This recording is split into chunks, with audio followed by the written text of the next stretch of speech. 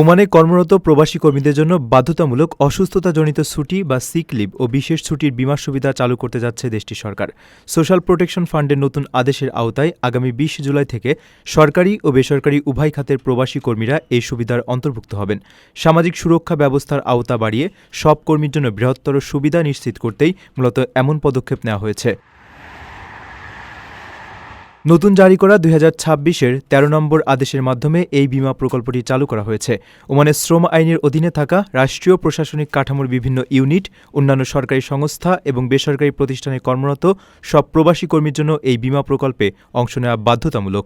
তবে গৃহকর্মীদের মতো যেসব প্রবাসী কর্মী ওমানের প্রচলিত শ্রম আইনের আওতাভুক্ত নন, তারা এই নতুন সুবিধার বাইরে থাকবেন বলে জানানো হয়েছে।